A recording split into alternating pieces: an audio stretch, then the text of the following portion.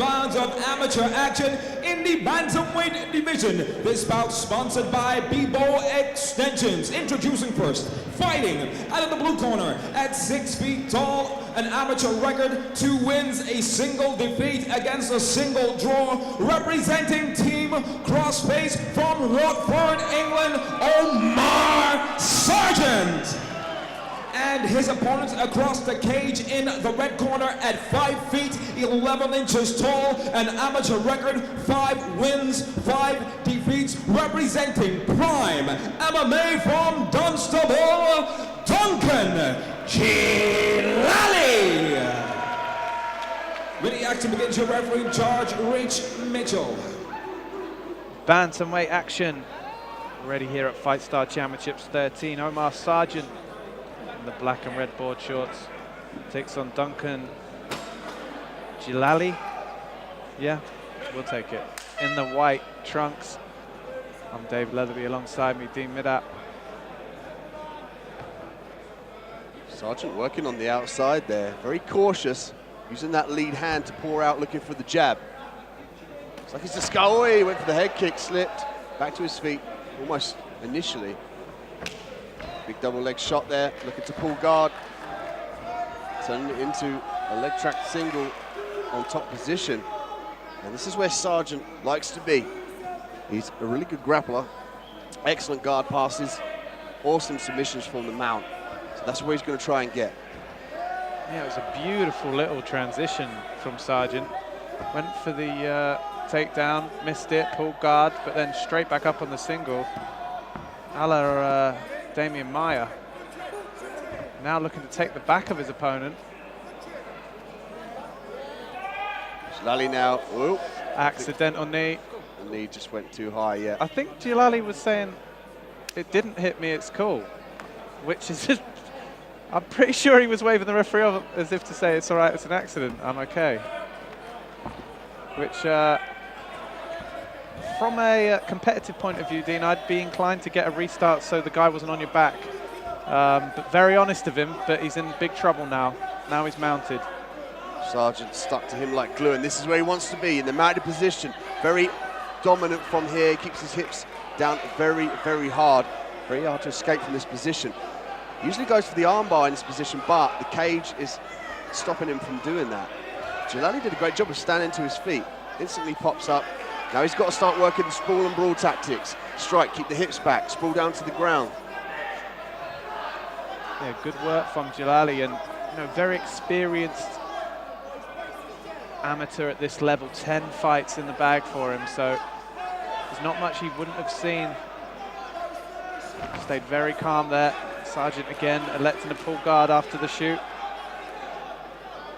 Djillali sprawled quite well there, but again, Sargent just very, very connected with his jiu-jitsu. His transitions are very good. Yeah, we mentioned the guard pull earlier. It's very, very rare to see in MMA, and definitely a no-no if you're teaching people, the basics coming up, but guys can make it work, and Sargent looks like one of those. Beautiful 1-2 down the pipe as well from him. There's the beautiful sprawl.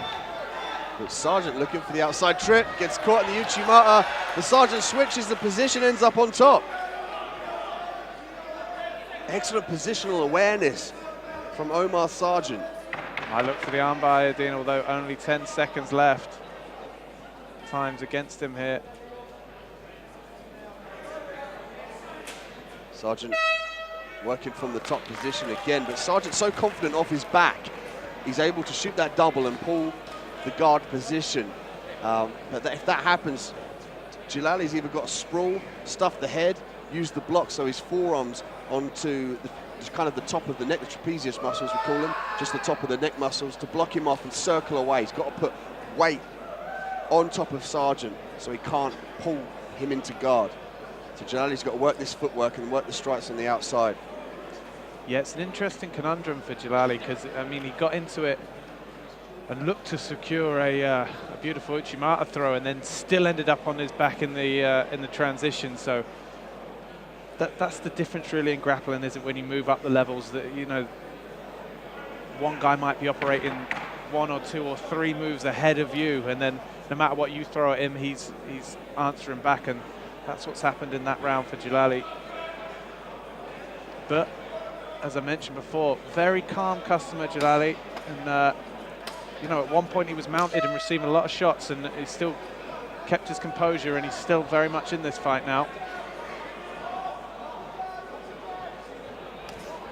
Sargent showing the head kick, looking for the body in that instance. We can see the redness here there on the right side of Djillali's body, so they're landing. Nice sprawl.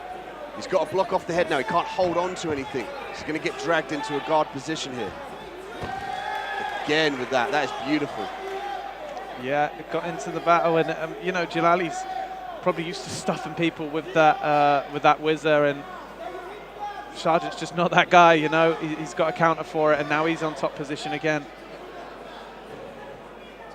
Such a high level of motor skill acquisition. That's what we call that, like when you've done a position so much, it's ingrained in your muscles. And he's been in this position many times before. He's just so confident to transition whilst they're in the interim of the different positions being offered. Seen him now, the wrist ride, double wrist ride from Omar Sargent. He's got to try and sneak round to the back, but of course the cage is blocking him at this present time. I like the way he's staying busy as well. You know, clearly a jiu-jitsu guy from his work, but he's punching in all the transitions, Dean, isn't he? He's really active, really opens up the submissions with the strikes. And again, it's kind of like you said about Damian Myers, it's really kind of a blueprint here. He's stayed very tight, uses the punches to open up the advancement of his positions. And we see him now with a full back mount, both hooks in. He's going to work his right arm now under the chin of Djillali. Djillali's got to work this defense here, 2-on-1. He's got to start thinking about getting rid of those hooks. Gives up the mount, however.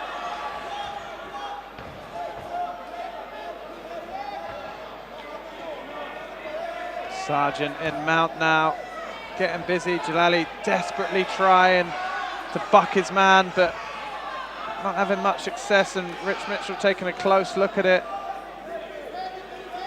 Djillali now just hugging Sargent, just trying to do anything he can, but now the mount's very high, Dean. He's in a lot of trouble here. Referee could stop this. Sargent is just so proficient from the mount. You see he crosses his legs around the body of his opponent in the actual mount, just to serve to keep him attached. And he doesn't care whether the person turns and gives up their back or turns back around to give up the mount. He's always there. He's always riding the pony, as we alluded to earlier on in the evening. Looking for the rear naked choke. One hook in, that'll be enough if it's round the neck. Now it gets 2 hooks. That's the chin here. Leaves it, takes mount again. Wow. Beautiful fluid work. 10 seconds. Will Djillali see the end of the round? Djillali's trying to cover up here. He's turned his back, giving his back up in this position. Looking for the knee. Blocked by Djillali. Wow. What a round for Omar Sargent. I mean, that's a 10-8 if I ever see one at amateur level. Just beautiful fluid grappling, punching in all the transitions. Just seemed to have an answer for everything Djillali offered him. But as you said, Dean, I mean, you mentioned it before the round, when it comes to sprawling and pushing that head off and getting back on the outside, he did, as I recall, it was a beautiful sprawl originally. Then he got caught up in the grappling again. I think he tried a whizzer, and that was the beginning and the end there. Thought he was going to come out on top, ended up getting swept over, and that started that whole passage which ended in, well, nearly ended the fight from Djillali's point of view. Credit to Djillali for getting through into this 3rd round. But as you mentioned, Dean, I mean, even more so than ever, he's going to have to sprawl, get rid of that head, and just get back on the outside on the feet, because he's getting no change from Omar Sargent on the floor at the moment.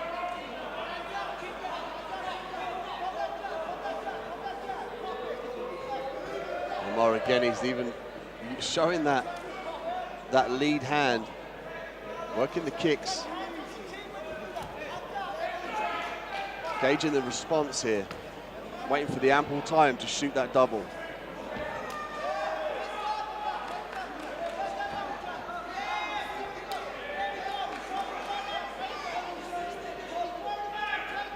Sargent now taking advantage of the fact that he's had so much success on the ground and with the takedowns. He's opting to strike in this position. He's going up high to the head with every strike. He's looking to go low and high to make Djillali think about the striking game, then shooting in just like that, pulling guard. He'll start to work off his back now. Yeah, Djillali in top position. Let's see what Omar Sargent looks for. Don't be surprised to see a sweep attempt here. Has that overhook, could be looking for triangles maybe. He's working the angle there. He's got a guillotine in this position. Djillali needs to start trying to think about posturing up. Looking for the Kimura. Djillali did a great job of defending, however. I love the way that Sargent, as soon as Djillali postures up, he's instantly setting up strikes. He's setting up submissions and sweeps, sorry, from the bottom. Djillali trying to work the strikes from the top. Yeah, I mean, it's easy for people to say, Dean, if they're, wow, as he throws up the triangle, you know, people can say, well, Djillali's inevitably behind on the cards. He needs to get busy here. He knows if he starts getting busy, he's going to end up in a triangle. He's trying to get a solid position to begin his offense. But as you mentioned, he postures up an inch and Sargent's throwing his legs up. Even these little strikes from the back, they're distracting him before he, again, just goes under the leg for a sweep there. You know, he's constantly in motion, isn't he? Djillali needs to free his head from this position. It's exactly why Sargent holding on to his legs, he's holding on to the head, he's grabbing the arms, threatening the sit-up sweep here. And of course, the Kimura's off the sit-up sweep when your opponent drives back into you. Here we go. Now this is what Djillali wants. He's beckoning Sargent back up to his feet. Smart work from Djillali there. Yeah, he's got to unload here. He's got to fire all the ammo possible. Stay away from the telltale signs. Oh, turning jumping kick there from Sargent. As you mentioned earlier, Dean, when you're not bothered about being on your back, I guess, you know, it affords you the luxury to do those things. That was like something you'd see in a gymnastics gym there from Omar Sargent. I'm classifying it as a guard pull. I think he wanted to end up on his back more than he wanted to land the kick. Barrel roll guard pull, first one I've ever seen. Interesting fight, though, now in the books. And fantastic performance from Omar Sargent. Very interesting style to watch. It's always good to see guys giving different looks. And, you know, we mentioned the guard pulling before and how your staunch guys will go out there and, you know, look down upon guard pulling in MMA. But there are guys out there that make it work. And Omar Sargent's one of those. It wasn't boring. It was exciting. Good transitions. He nearly finished the fight in the second round as well. And credit to Djillali for getting out of that second round. You know, a lot of people would have given up when mounted for that long from Omar Sargent, but we'll hand over to our MC, Buddy Johnson, for the verdict.